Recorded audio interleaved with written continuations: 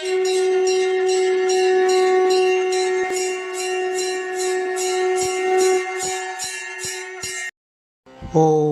ஸ்ரீ குருப்யோ நமः. ஓம் கம் கணபதையே நமः. நம்ம ஸ்ரீநிகேதன் வலைதளம் வாயிலாக முருகப்பெருமானுடைய சஹஸ்ரநாமத்திலிருந்து தினமும் ஒரு நாமாவளியை சிந்திச்சுருக்கோம். இன்றைய தினம் 854வது நாமாவளியாக ஓம் சிதிகண்டாத்மஜாய நமः.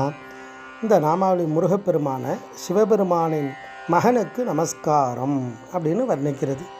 இந்த இடத்துல சிதிகண்டஹா அப்படின்னா சிவபெருமானை குறிக்கும், மயிலை குறிக்கும்.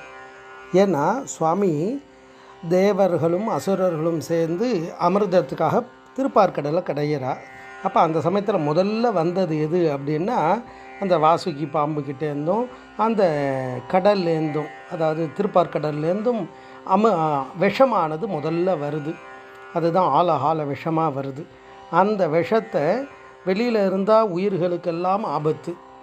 அப்போ சுவாமி என்ன பண்ணுறார், அதை சுந்தரமூர்த்தி சுவாமிகளை அனுப்பிச்சி எடுத்துன்னு வர சொல்கிறார். எடுத்துன்னு வந்து அதை அப்படியே ஆகாரமாக எடுத்துக்கிறார். எடுத்துன்றது அந்த கண்டத்திலே தங்கிடுது. அம்பாள் பராசக்தி அந்த இடத்துல தடுத்ததாக புராணமாக சொல்லுவாள். அதனுடைய ரகசியம் என்னென்னா, உள்ளே போனாலும் சிவனுக்குள்ளே தான் எல்லா ஆத்மாக்களும் இருக்குது. அப்போ உள்ளே போனால் மற்ற ஜீவாத்மாவுக்குனா கஷ்டம், வெளியில் இருந்தாலும் தேவர்களுக்கு அசுரர்களுக்குனா கஷ்டம். அப்போ அதை நடுவில் தாங்கிட்டார். அதனால் அவருடைய கழுத்து பார்த்தோம் அப்படின்னா கருத்து இருக்கும். அதனால தான் அவருக்கு பேர் திருநீலகண்டர் அப்படின்னே பேர், நீலகண்டம் அப்படின்னுவா. அதே மாதிரி மயிலுடைய கழுத்தும் அது மாதிரி இருக்கும்.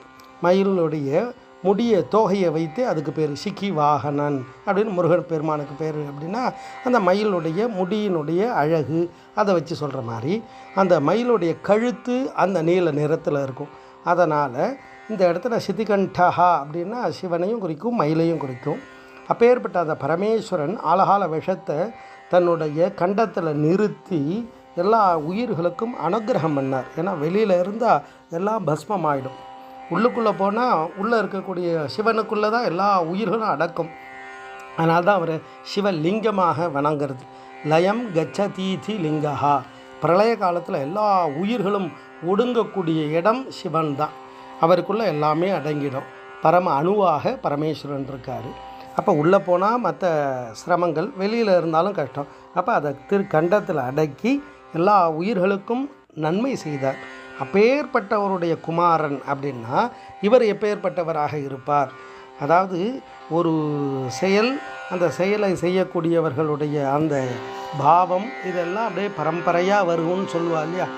அந்த பரம்பரை அந்த சுவாமிகிட்டேந்து குமார பரமேஸ்வரனாக அவர் தான் குமாரனாக வெளிப்பட்டார். அப்போ அவர்கிட்டையும் அது மாதிரியான அந்த உயர்ந்த உயிர்களுக்காக தியாக மனப்பான்மை, உயிர்களுக்காக எல்லாம் செய்யக்கூடிய தன்மை இதெல்லாம் இருக்கும்.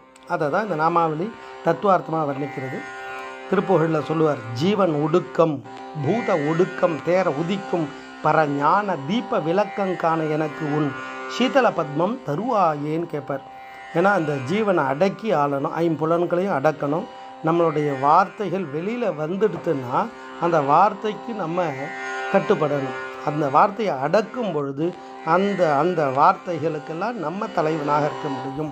அப்போ தீமைகளையும் நஞ்சான வார்த்தைகளையும் வெளிப்படுத்தாமல் அதை அடக்கி ஆளக்கூடிய அந்த ஒடுக்கம் நமக்கு தேவை.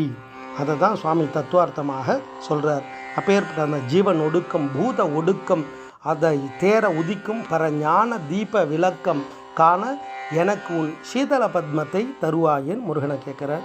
அப்பேற்பட்ட முருகன் எப்பேற்பட்டவர்னா சிவபெருமானுடைய மகனாக இருக்கார். அதை தான் இந்த நாமாவளி தத்துவார்த்தமாக வர்ணிக்கிறது. ஓம் சிதிகண்டாத்மஜாய நமः. ஸ்ரீ குருப்யோ நமः. ஓம் சும் சுப்பிரமணியாய நமः.